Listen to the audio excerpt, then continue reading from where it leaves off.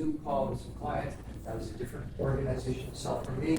Then driving here, I'm gearing into this organization of self to work with you. And a particular way of doing that. I listen to certain forms of music before I lecture that kind of put me in that organization of self. So you're doing the same thing. You're bringing exactly. So this is our topic area right now. It's this interplay between the inner world and the social world, and how we navigate the incredibly complex array of social environments that we do, and how we adapt to certain sets of circumstances in doing it. So let's contrast this with where we went with temperament theory. With temperament theory, right, we've got you to the right frame of self. And remember that it was the shoes off self. So I said, don't worry about your work self. Don't worry about your family self. Well, now I'm saying, oh no, this time I want you to focus on your work self. I want you to focus on your social self and your family self and your ideal self and all the other many versions of you that are out there. So it's not your shoes off self, rather it's about your many selves, okay? And in your workbook, you're going to be invited to draw your organizations of self and analyze all the many versions of you. And in the next lecture, by the time I get there, I'm going to show you my organizations of self, the way I've drawn them. And you can do the same thing. You're not having to submit your organizations of self diagram. You can if you want. It's not required. It's the reflection questions of doing the exercise. I learned so much about myself when I started to learn how do I express myself in the very many versions of me that, and very many social contexts that I put myself into, or sometimes thrust into. So never mind shoes off self, it's all the many selves. Okay. So this is where I get to be extremely embarrassed in front of all of you. Okay. And you guys get to pick how I get embarrassed. Okay. So here's the thing. We'll do a quick poll. There's three options that we're going to go through. You guys can pick. So it's either a glass of Chardonnay meets my sister. Okay. That's the scenario. Or, so they took me to a strip club, okay, or a very near-death long drop experience, okay? So I'm going to tell you one of these stories that relates to organizations of self. You guys get to pick which one it is, okay? So we'll do a poll. You want to pick one, okay? So is it going to be a glass of Chardonnay meets my sister? Hands up for that one. Nobody cares about my sister. Okay. They took me to a strip club. That's okay. I see four for that one, and it's always the women that want to go into that particular story. Okay, or the near-death experience. Okay, so it's a near-death experience that we're going to go for. All right. Okay. So this is going to capitalize this up here. You probably already know a little bit about, but we're going to put it in the context of organizations of self. So, all right, I jumped out of a perfectly serviceable aircraft, willingly, okay? And this is a thing that, you train for in the Army to get your parachute wings. But in the Air Force, we do pararescue. So when we're learning to jump out of airplanes, it's to rescue people on the ground, right? And so I signed up, I volunteered. It's always a volunteer kind of thing for parachute training of any kind. To jump out of the back of a Hercules, I was actually jumping out of the back of a smaller aircraft called a Buffalo. And we'd done weeks and weeks of training leading up to this particular event, right? But none of us had ever jumped out of an airplane before, right? And as much as we train, none of us have actually done it. And so we don't have an organization of self that has actually done this act. You train for it, that's great, but it's all simulation. It's not the real thing until you actually do it. So what they're doing is they're giving you lots of experience trying to create a knowledge base, because things can go wrong, okay? As good as they are at hanging parachutes that work very, very well, things can still go wrong. And so and this is what they do in training for combat And you know what? This is what we're doing with you guys right now, because you're preparing to go into the human resource world, right? And give you the knowledge base to help you. So you're practicing and getting the knowledge necessary to become HR professionals in the world, right? And some of you may have been in HR before, but you're going to be now entering HR with a master's degree, and more will be expected of you. And hopefully you're going to start maybe up higher up in the hierarchy of HR than, let's say, the front lines, okay? So many training situations happen where we're preparing you for the real world and then you step out into it. This particular world that you step out into doesn't have a floor to it until you go down about 5,000 feet, okay? We were jumping from 5,000 feet. So here we all are. We're strapped into our parachutes. They are incredibly painful to be in before you jump. They tighten them down. You've got your reserve chute here, you've got your main chute in your back, and we're not jumping with equipment yet, because if your first few jumps, we're not jumping with our rescue equipment, right? And often they drop that separate from you. But sometimes, more often we would carry a lot of that search and rescue gear with us. But first jump, just all of this stuff, but you were tight and crushed into this harness, because they don't tell you this until you're out. The jolt on you that happens when the chute deploys is massive, and it loosens all of the harnesses, and so you're actually kind of hanging in the harness after that. So that's how jarring it actually is. The training did a little bit of that, but you can't really simulate it that well, how much of a jolt when the chute actually opens, because you're going at a high speed and you're going to a very low speed quite quickly. So that's kind of what it looks like coming out. And my first jump, right, it goes well. And once the chute opens up, it's absolutely silent. It's an amazing experience. The plane is gone, right? It's left you way behind as you're floating down, and all you can hear is the wind, and you've got a radio where your jump masters are on the ground directing you in case there's anything that's going wrong. But that's all, and they're only talking to you if something's going wrong. So it's absolutely silent. So there's a lot of surprises that come to you that they don't tell you about. They don't need to. I was going from a very loud aircraft to almost absolute silence in seconds. Right? And I was, I should have thought of it, but I didn't. I didn't think about that. And it's beautiful. It's incredible, because you've done all the things you're supposed to do. You leave the aircraft, right? You're in your egress position, so you're kind of like this, and then it pulls the static line pulls your chute open into place. And what you're doing is you're doing arch 1,000, 2,000, 3,000, and then by that point your chute should be up and open, and you check your chute, check your lines. You grab your your suspension cables that allow you to steer the parachute.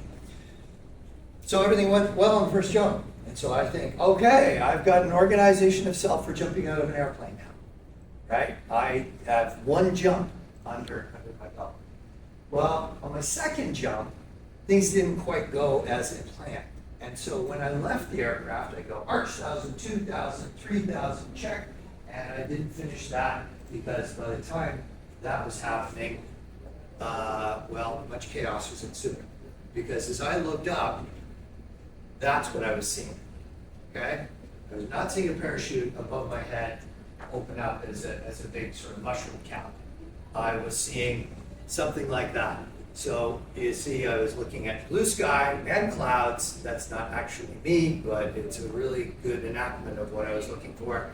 And you can see that the chute looks kind of like a big sock, just sort of waving in the wind, doing this, okay? And I'm heading straight, head first down.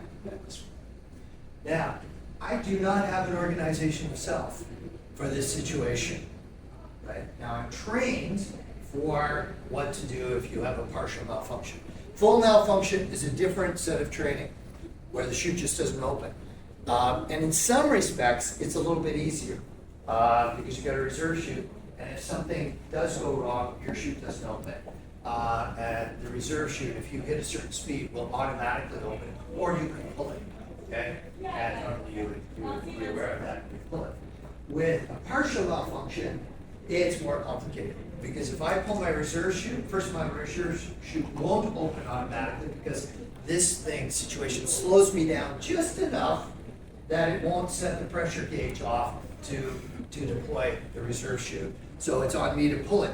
But if I pull it, it could get tangled in the existing chute, right? So I've got 3 steps to go through, and the third one is to pull my reserve. But there's steps leading up to that, which mean if I have to get to that point, cut away that chute, leave it behind, and then pull my reserve chute. But I'm only jumping from 5,000 feet. Not a lot of time. Okay. If your chute deploys when you leave the aircraft, you've got about 5 minutes coming down at that speed, because you leave at about 5,500. The chute's deployed by the first 500 feet, and then you're floating down. Okay. But if your chute doesn't open up, you've got under a minute, right, of time before you're going to hit the ground. So I don't have an organization myself for this, but I've got training. And the big question is, and I told you this earlier on, right? We were talking about prefrontal and limbic system. The training was good enough, in fact, it was very good, that my prefrontal kicked in and I went through my 3 options in your answer. Okay? But if the limbic system had taken control at that time, I wouldn't be here right? If I'd panicked and lost all that training and not followed the training, I wouldn't be with you, right? So I was creating an organization itself that ultimately led to this. But I was the last one out of the aircraft, but I was the first one on the ground. So in my partial malfunction, I fell through everybody else's parachutes that were all open. I didn't feel the emotion of it. I knew what was happening. I knew my life was in danger. But I didn't feel that until I landed. But I was also relieved. I knew I was okay. So I didn't have a panic reaction because, well, the outcome was obvious. I'm on the ground, I'm safe. And all my other buddies are coming down in their chutes deployed like that. Some people thought that's toward parachute. It's not. That's how the parachute actually moves forward and down, and how you steer it. Those holes are intentional in there, and you know how to steer. So there's an organization itself that I didn't know until I needed it, that it was there, right? That's what the thing that put it there was that training. I'm hoping that when you go out there into the world to be the HR professionals that you guys are going to be, that this is going to kick in and you're going to have this training at your disposal. You're going to be able to say, well, you know, maybe we're having to fill this weight. What's the temper? And maybe you'll pull out the gray onion model, and you'll look at the various dynamics around that, and you'll try and figure out what's happening with this person, that they're underperforming, or they're being defiant to their boss, or whatever those kinds of situations are. Okay, so that was a situation where I didn't know if I had an organization of self until I actually did it. Right? Who are you when you become your mother's child? Who are you when you become your mother's child? Now, who are you when you become your father's child? What's that? You're the same version? That's the kind of question, right? Most people will say, I'm different with my father than I am with my mother, right? And when my dad was alive, he and I would work out in the garage and do things together. We didn't swear a lot, but we swore. But then my mother might have, made something, for lunch, and she'd call us, and swearing stopped. There's no more swearing. Okay. I've heard my mother swear twice in my life, and I always remind her of those, just to tease her, right? So my dad and I would change our organizations of self that we had in relation to one another when we went in to have lunch, right, with my mother and my sister. So most of us are quite different with the different people that we are with in our lives. Who are you when you're the boss? How many have been a boss before? Yeah, okay. Versus, even if you're the big boss, most of us will have a boss that makes us an employee, and we change. So I had 360 soldiers in my last command. I could be in our staff room, now with 360, of course, there'd be like, 20 of my officers and non-commissioned officers in the staff room. And they would be relating to me as the boss, and I would be in that organization itself to be their boss. And then Lieutenant Colonel Beatty might walk in and say, Captain Bogusch, can I have a word with you? Okay? And now we love this man. All of us, we adored this man. We weren't fearful of him. But I could be, talking to the two of you here, and the minute he would look in and say, can I have a word with you, you would automatically know that I'm not going to carry on a conversation. I'm going to yes, sir, right away. And then respond to him, and you guys would be offended, right? That happened. So I'm a different version of Captain Bogusch interacting with my team versus him interacting with me, even though we have great respect for him. How about when you're the expert? Somebody says, hey, you know a lot about this, can you help me with it? And that brings out a particular organization of self that's actually, you're being asked to use one of the forms of power.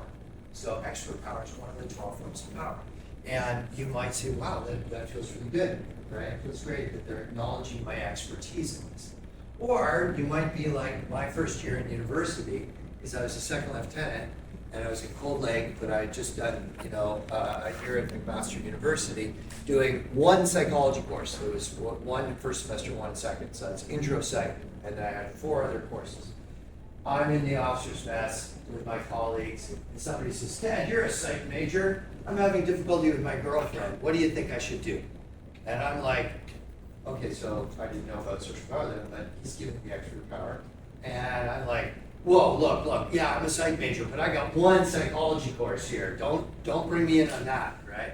So as much it was nice of him to suggest I was more of an expert than I was not having that expert power. But if I do feel like I have expert power on something, that feels great. It feels great when somebody acknowledges our power and asks for that. So that brings us into the expert version of us that we deploy. How about your lazy self versus your productive self? Okay. When I'm in my productive self mode, my brain actually is convinced I'll never be lazy again. There's no way I will end up on the couch watching Netflix, right? Because I'm on fire, I'm going, and I've got all this energy. And then I keep going, and I keep going, and then I think, maybe I'll just check out one program on Netflix, right? And then suddenly, whoop, on the couch, right? Eating a bag of chips, and Now, this slide causes us to think. Now, all the other ones, the previous ones, right, expert and employee and boss and stuff like that, those are organizations of self that are brought out by a particular role. Okay, but these are organizations of self that are brought out by internal states, right? And so it's not one or the other; it's actually a combination. Because okay, I got to be my student self. I got to go to class. I'm so tired. I don't want to go to class.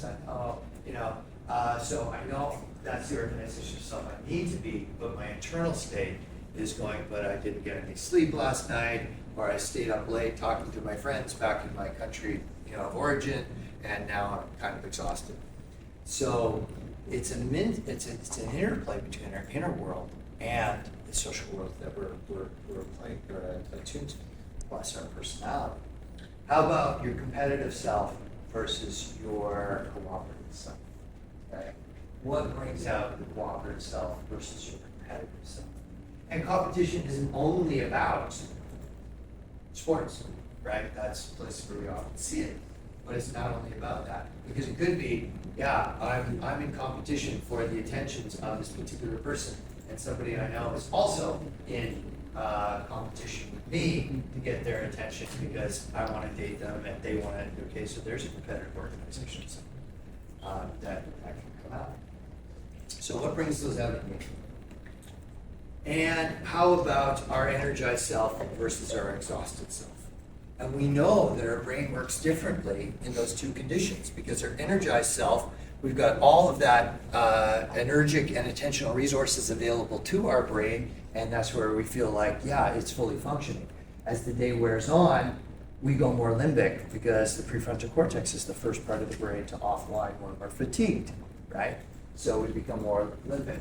We don't make the best decisions later when we're exhausted. And most days I go to bed, I'm tired, I'm not exhausted. But there are those days where I'm absolutely exhausted. And you will have those days too. So you'll have learned probably to say, I'm not going to make this decision, I'll make it in the morning, right? Because I just haven't got enough to think this through. It takes so much energy to do that I don't have available to me.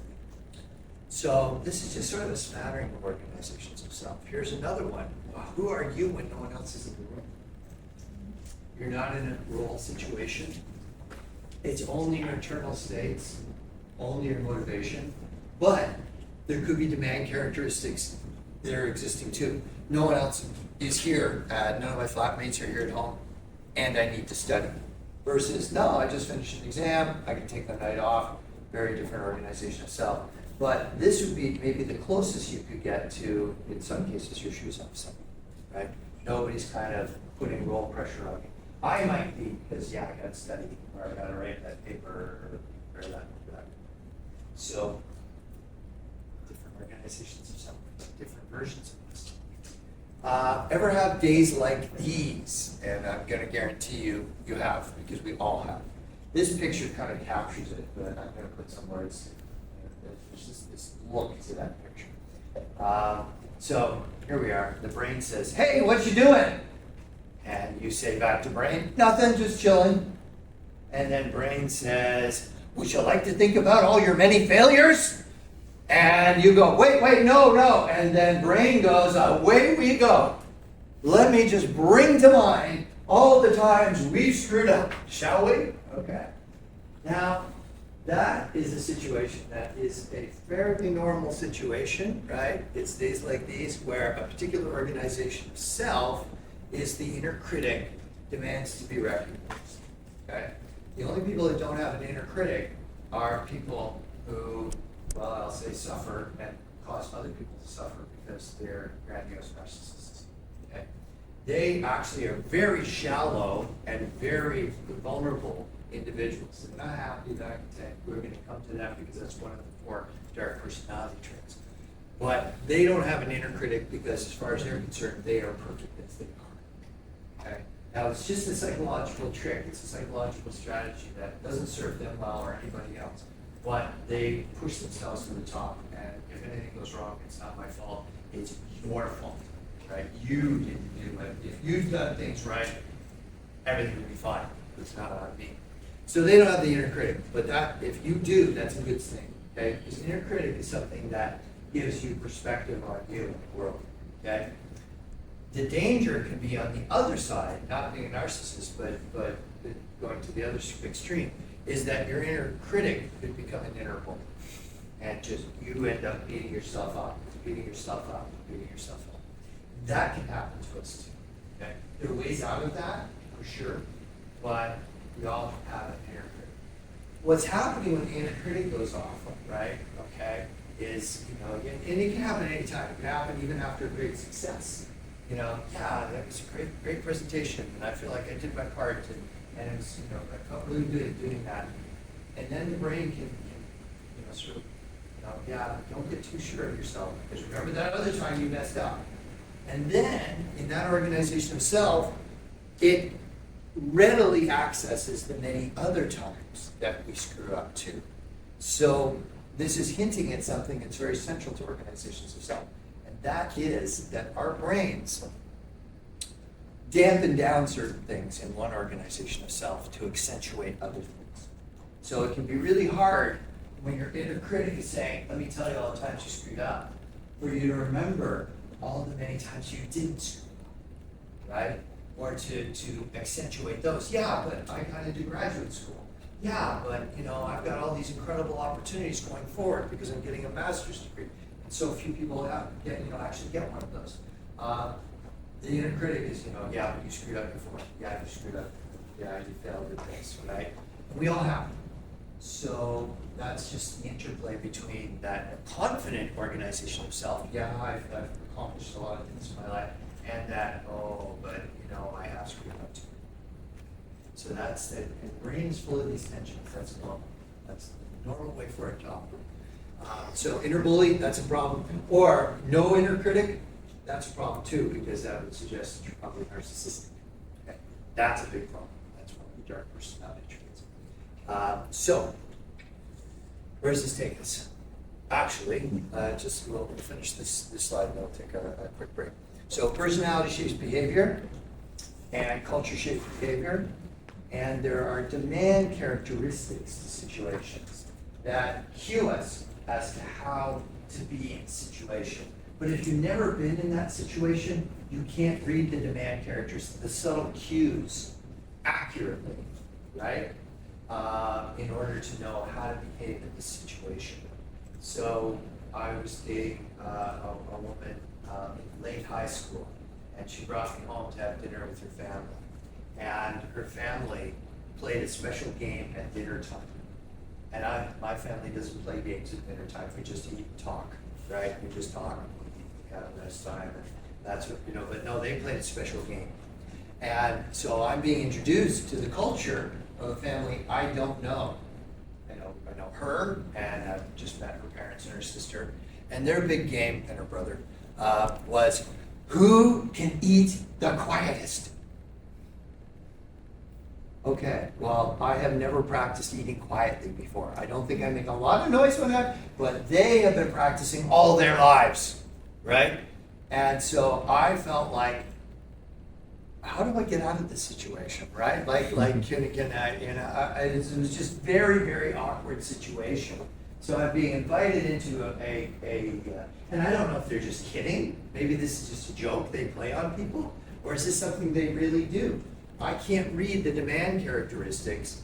And the woman that I was dating, she was like, sorry, I forgot to tell you about this. Yeah, we play this every day.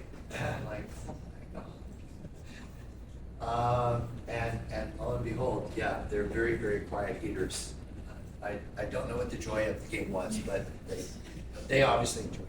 Okay, so you have to be enculturated in order to know what to attend to and what not, and how to read those cues. When we go into a workplace for the first time, we get a tour of how they do things. We know that we don't know their culture, and so we're watching it and learning it. But one of the big things is, you guys know the safety protocols, and every company, if they take you out to their shop floor, their production facility, they'll give you a safety briefing. But we know that even with the safety briefing, we can't necessarily know all the things that they know that are a risk, that they have learned to see as a risk, and we couldn't possibly until maybe we worked there for a week. So we're super careful, because they may not have been able to brief us on everything that could cause a problem, either to harm one of us, affect their production facilities. I was taken into a marijuana growing facility. So one of our clients grows marijuana. And they were taking me around on this tour. And there was one room where they were extracting chemicals. There was a big wall of test tubes, and you could see this steaming and stuff like that. It was amazing to look at. And then in the middle of the room, there was a table, and there was a small pot on the table. And, sitting like right in front of your persons. And I was like, oh yeah, this is really interesting. And they said this is where they extract the chemicals from THC and CBD stuff. And then they pointed at the pot, and they said, right there, the contents of that pot, it's just sitting on the table. It's just almost like a cookie pot. Okay. And they said, yeah, that's about $750,000 right there. And I was like, right, okay, I'll be standing over here, because the last thing I wanted to do would be the one that would knock that pot over. I couldn't believe that it was just out like that. But they were accustomed to working with a pot of chemicals that was amounting to about $750,000 once it was, put into however they were going to manage that stuff. I didn't. So I got very nervous very quickly, because I don't want to be the one that messes that one up. I don't have an organization of self that could move around the lab like they could comfortably with a pot worth, $750,000 of product. So we'll come back in 5, and we'll carry on things.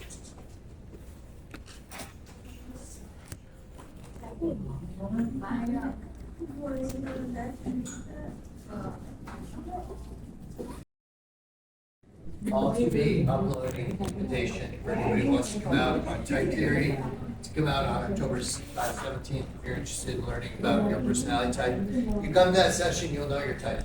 You already know temperament, so that'll really help. But you come to that session, so you don't need to do a test. In fact, I'm not a big fan of the tests.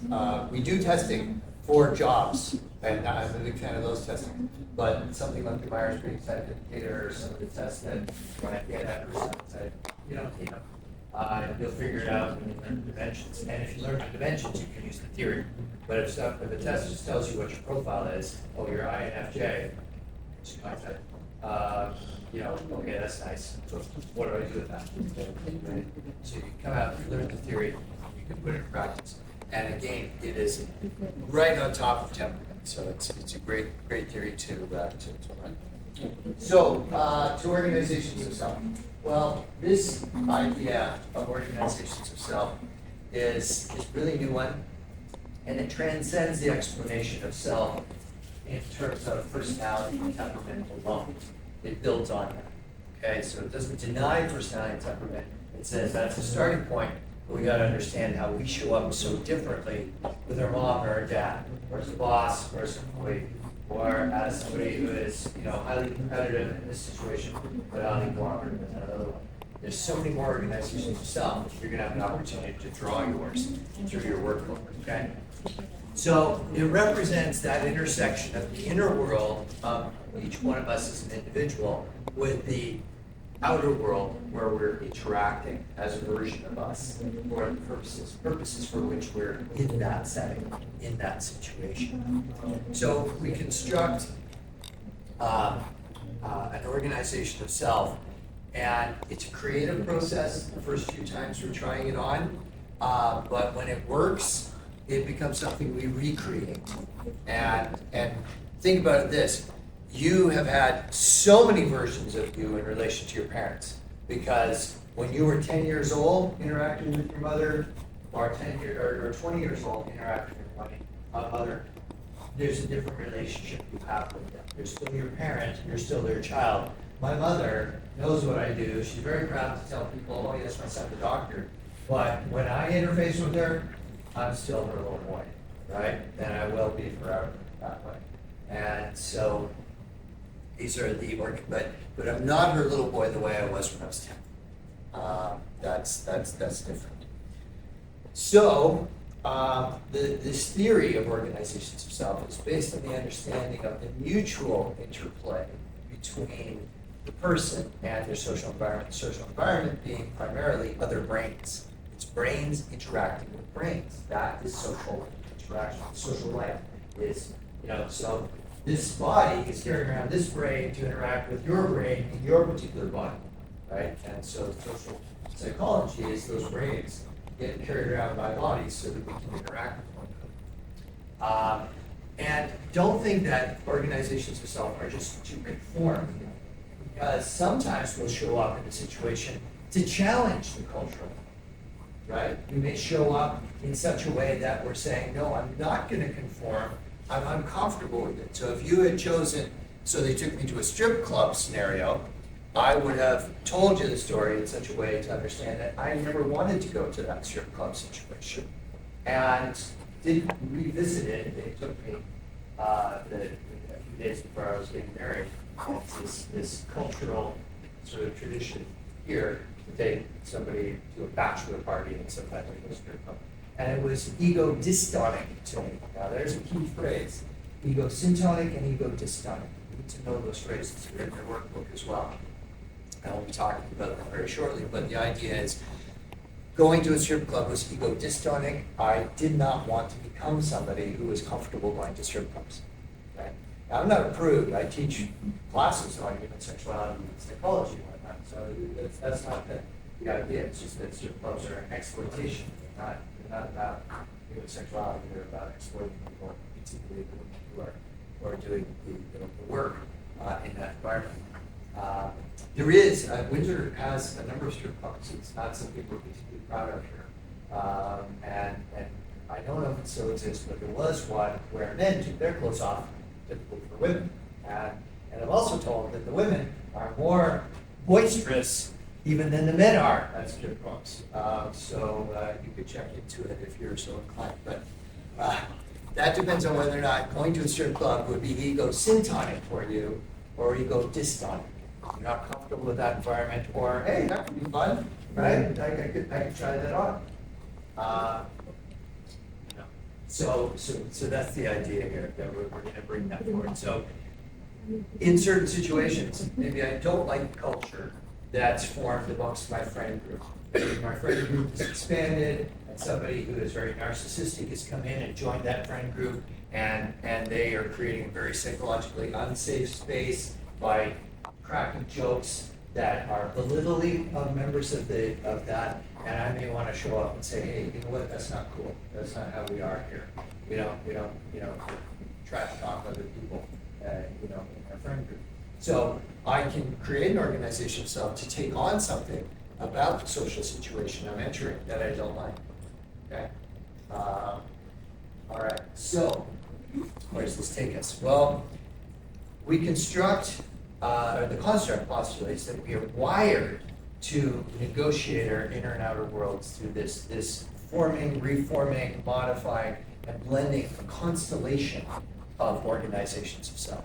We're not just one organization of self, we're many within this one package. And I said earlier in the course that what fires together wires together. Neural patterns, neural networks in your brain that are repeated become things that are very easy for us to do. And those that we never tried on before take a lot more energy. So if you have, growing up I had to cut the lawn every week. Well, now I can cut a lawn like in my sleep. I just know all the steps, all the things you have to do to cut the grass, right? But the first time I was doing it, wow, it was a loud, scary machine. I was like 7 years old. My dad was like, you're old enough to cut the lawn now. Right? And I watched him do it, and I was all happy, that he was going to trust me with this big, scary, loud machine. And then I was going to be pushing it and cutting lawn. And very soon after, by the time I was 8, I was no longer interested in cutting the lawn, but I still had to do it. Right? So we can change. So I've got this pattern of behavior associated with cutting the lawn, but how I am motivated to cut the lawn changed over time. And now it's like, oh, all right. And then I found a really powerful headset with music, and in it, and then I fell in love with cutting the lawn again, because I could just put on my favorite tunes, I could still hear them, and it was like noise can interrupt me for an hour and a half to cut the grass. Right? So your behavior pattern could be the same, but how you feel about that organization yourself could change. Okay? First time I was teaching in the business school, I was like, oh my God, can I do this? Now, I'd already taught like 60 courses in psychology before our recent dean, Mitch Fields, asked me to come and teach in the Masters of Management and the MBA program. And I'm like, I'm familiar with teaching in the culture of psychology, but can I do it with business students? And I asked him a lot of questions. Hey, do we wear a suit and tie when we teach in business school? And he was like, nah, you can wear whatever you want, no big deal. Because I know in psychology we don't do that. Psychologists are notoriously bad dressers, but it's a stereotype that it holds true. We look at psychologists, we know how to dress. So I had to create a new organization of self that was patterned on my instructor, my professor self from psychology, but it is different.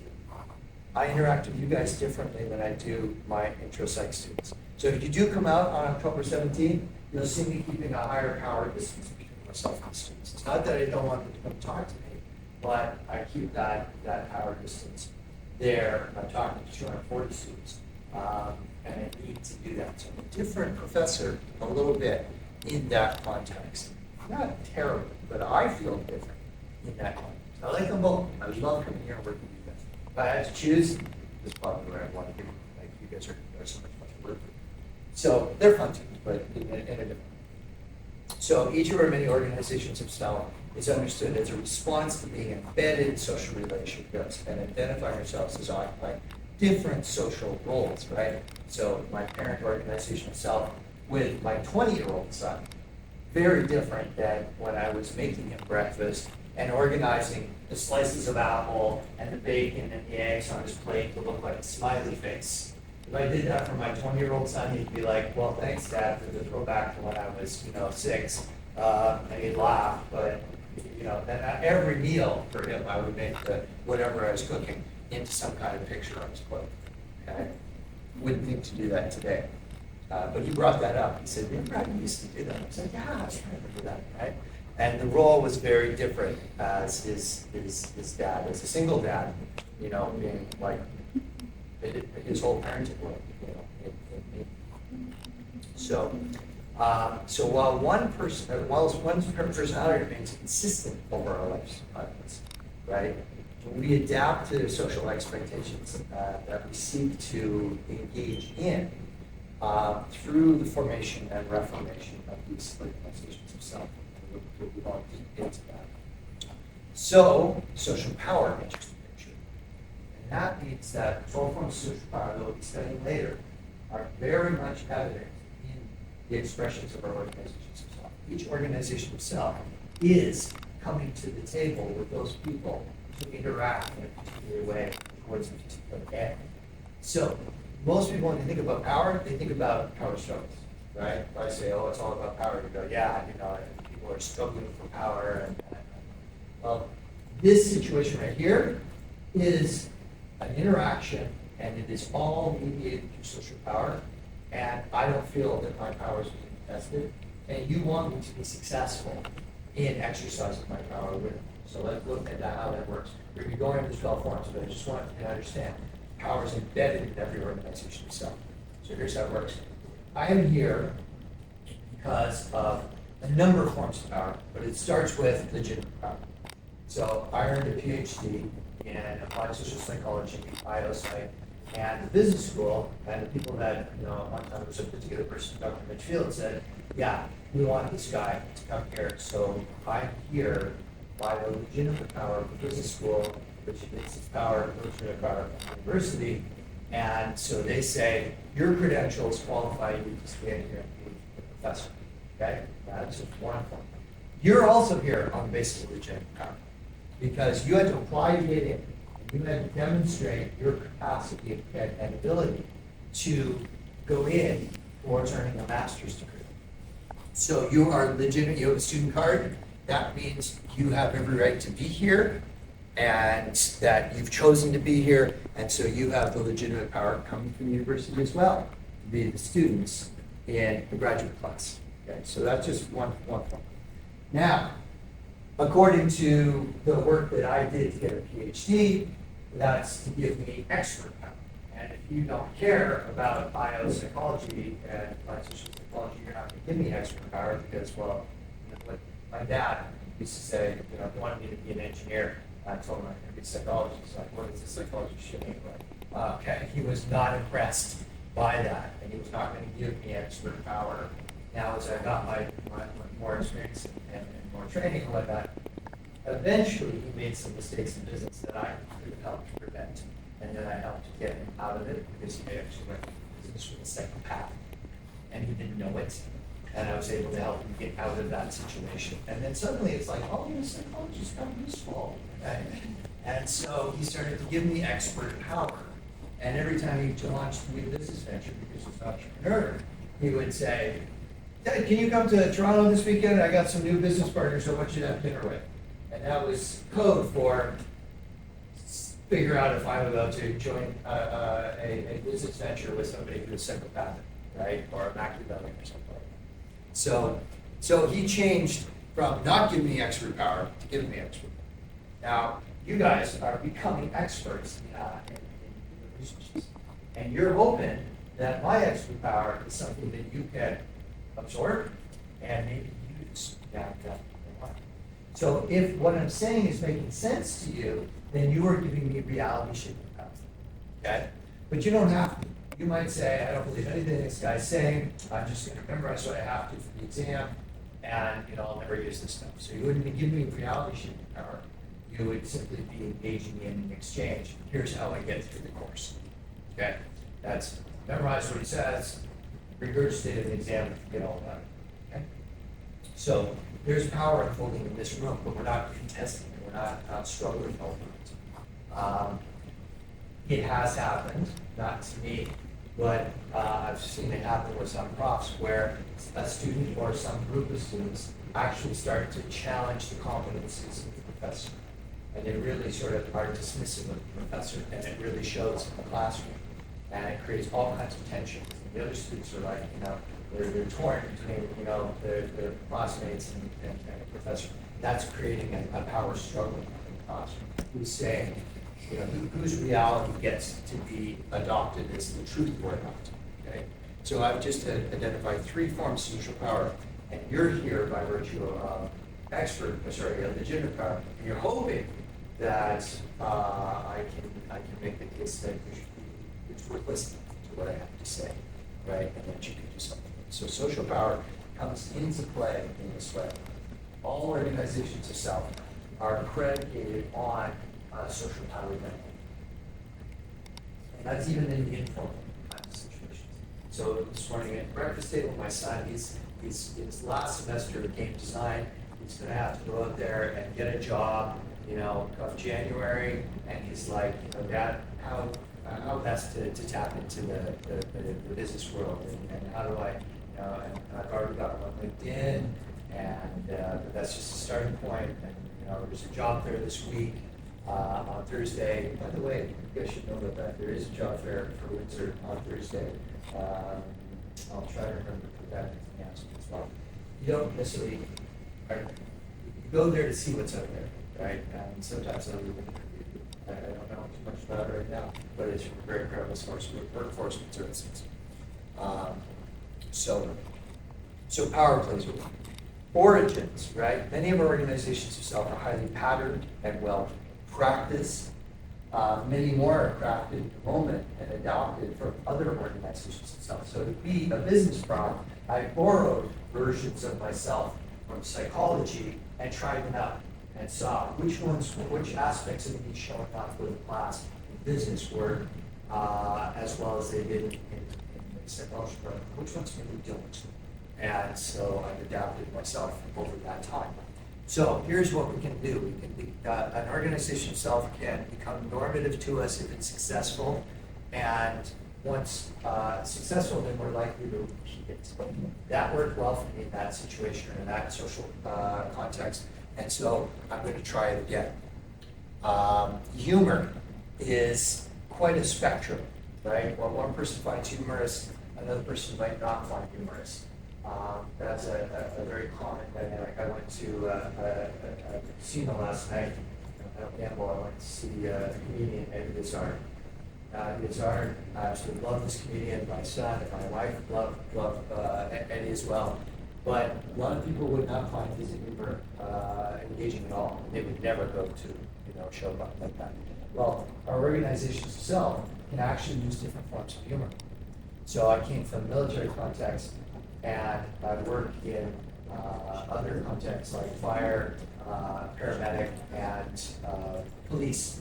And they use a very similar kind of humor to what the military does, as does children's aid. So children's aid workers are people that go in when a family breaks down and they sometimes even have to rescue children from a highly abusive family situation.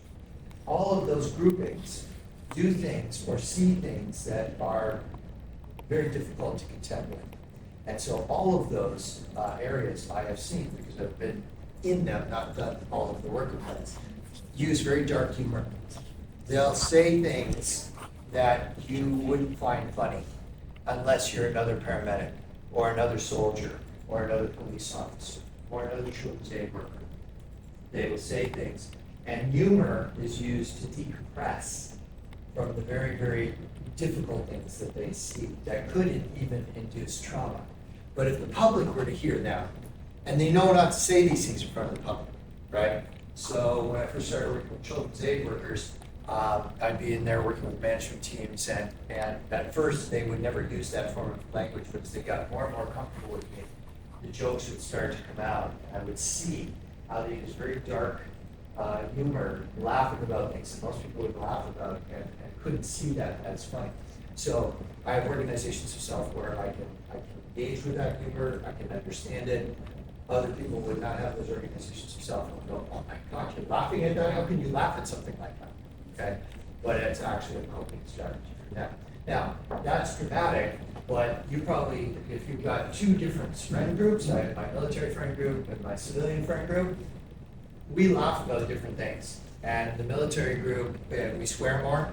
Well, I shouldn't say that. My civilian group, they're swearing, but you swear differently in the military than you do in the civilian world. Okay, I won't talk about this for the words that you use or how to use them. Use the same words, use them differently in those two cultural contexts. So humor differs in my civilian group friends and my military. So if it works, you repeat it. That's the idea. But, right, it could be dropped entirely if it doesn't fit well with how I want to see myself, with my identity. And identity is that thing that is forming and reforming over the course of our lives. Okay? So I tried an organization of self. I'll go back to the strip club thing. My friends took me because of sort of the script that you're supposed to do. I didn't like it. I knew I wasn't going to like it. I didn't know we were going to it, but they did it anyway. And I go, yeah, that's ego dystonic. I don't want to be somebody who fits in comfortably in the strip club. Okay? And the other way that we might drop an organizational self is that we get feedback from the social group that says, that's not okay around here. And we don't joke like that here.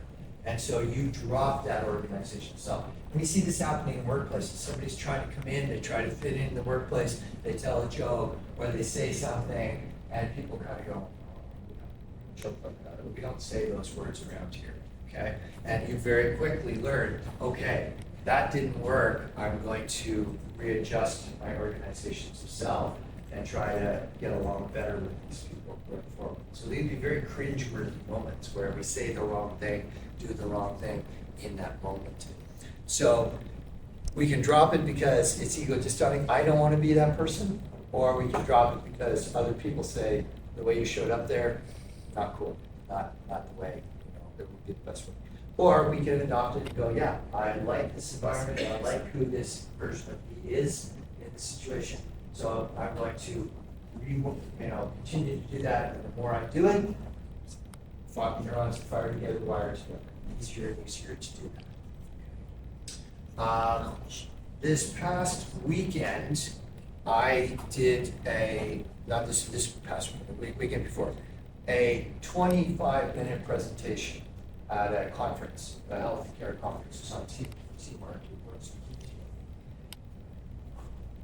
I've been asked to do TED Talks, like real TED Talks, not just if I talk, I guess it's a TED Talk.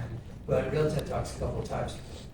We don't package information in 15 to 20-minute chunks. When we do training, like I'm working with you for an hour, 20 minutes, but we're going to carry it on next week, right? So it's like with those things, it's like, here's your 15 minutes, here's your 20 minutes, and that's it. You got to make the point and go. That's not how we in our practice think of things and do things. So we've always declined TED Talks. Now I was asked to do the opening address at this healthcare conference, and I said, how much time have I got? And I'm thinking they're going to give me 2 hours. They gave me 25 minutes. And I'm like, ugh. And it's like, and people would think that I don't have an organizational self for that, but I don't really. I don't have an organizational self for doing a 25-minute talk. So I put hours into trying to create a small PowerPoint that ended up being very big, and I moved through really quickly, to do something of value in 25 minutes. And it was, people told me it was worthwhile and all, but I don't like the organization of self. I have to come on and say, hi, I'm here, you don't know me, I'm gonna say something in 25 minutes and you're gonna be different for that, right? The minimum that we do in workplaces is 3-hour sessions. Like maybe a 2-hour session, but almost never is it gonna be that short. So it's like, I did it as a favor. You don't get paid at conferences, nor were we expecting to. I did it as a favor to St. Clair College because we were teamed up with them, and I was happy to do it. But it was awkward. It was uncomfortable for them. And then I was telling this to the section before. and then we had a break. And during that break, a text came in. And the text was from my office.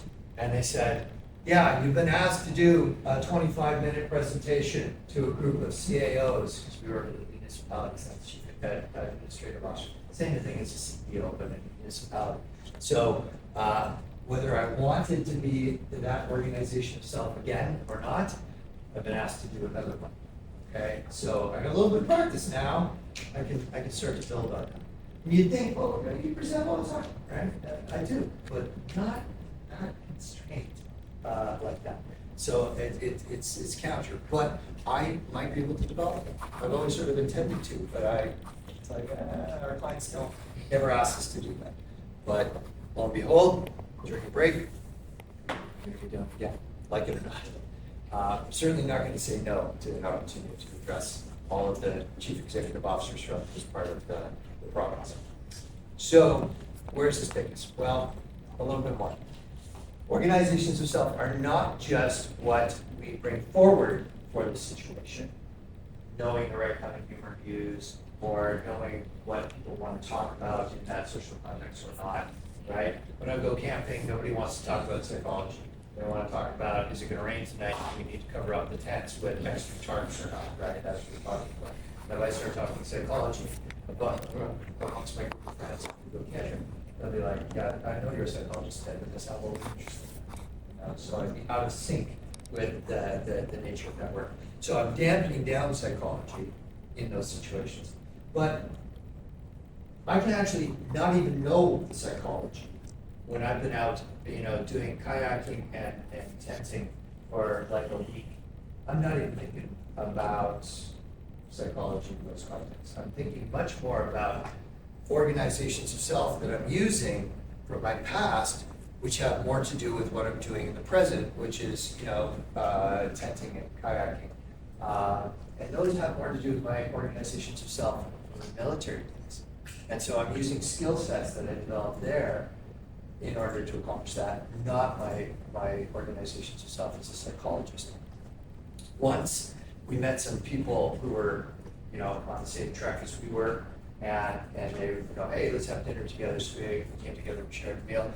And then somebody mentioned that as a psychologist, and suddenly these three other people that we met had all kinds of questions about psychology. And I was like, that organization itself wasn't present. And so over the course of dinner, they wanted to know about personality theory and that kind of thing. People were saying, hey, Ted, tell them about type theory, tell them about introvert and extrovert. And I was like, I didn't really want to go there. As much as I love doing this stuff, I'm out in the middle of nowhere, right? Camping with people I want to be with. And I don't want to be that version of me. So it was even hard to remember stuff that I've done more times than I could. So, on the level of neurobiology, any given organization of self can be understood as that neural network I was talking about. And if it's successful, it gets encrypted into the brain, and we activated and are activated by others who are drawing that out of us in that moment, right? So we are many organizations of self, and we do interpersonal connections through those organizations of self, and we do this throughout our lives.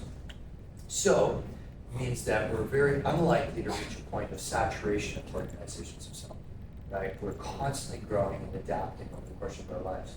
So for my mother, we just moved her from a senior's apartment where she lived for many, many years to assisted living because she had had a lot of falls, and then they have to call paramedics. She had a button that she could push and it brings the paramedics and stuff. But she broke her shoulder, she broke her hip, and it's just really dangerous for somebody who's senior like that. So we moved her with her consent into a assisted living situation. And she's creating new organizations of self to adapt to that. And she's like, oh, but I don't want to call the nurses, I don't want to be a bother. And the nurses are coming and saying, Gloria, what are you doing? Don't do that. We're here to help you with that. You could have fallen again. You don't want to So she's being reinforced by the people that are there to support her. We're reinforcing her. That's why you're here, Mom. You're here. You just call the nurse. They'll help you. Move from the bed. She's still somewhat mobile, but she's not as mobile as she once was. So she's creating organizations herself, and that's part of her identity. And it's a tough one for seniors because, of course, it started with many years ago, but not even that long ago. She couldn't drive anymore. Her vision was impaired, so she had to let go of her license, and that's identifying herself as somebody who was more autonomous than she is now. So we never stop creating these organizations of self-improvement. As we mature, we'll undoubtedly have crafted a core set of organizations of self that are a familiar foundation to us, and so these form a critical part of our identity. So the collection of organizations of self really are our identity. I was a military officer. I draw upon some of those organizations of self when I go camping, but I'm not those versions of me. I haven't been on a uniform in years, right? So that's how these organizations of self work. We're going to go deeper into these next time so you really understand the intricacies of this. You can now have enough to get going on the section on organizations of self in your workbook. Okay, start to think about it. Next time, I will be showing you my drawing of my organizations of self as an example for you to use to draw your own set of organizations of self. So you'll find that you're very complex human beings, because I'm not special, right? I've got many versions of me, way past the slides I just showed you. You're going to see you've got many. So give it some thought. I'll be uploading this package for you, and we have an invitation to come out on October 17th. And if you want, on the weekly blast of personality and temperament theory, just carry on with this up here. Okay? So on Wednesday.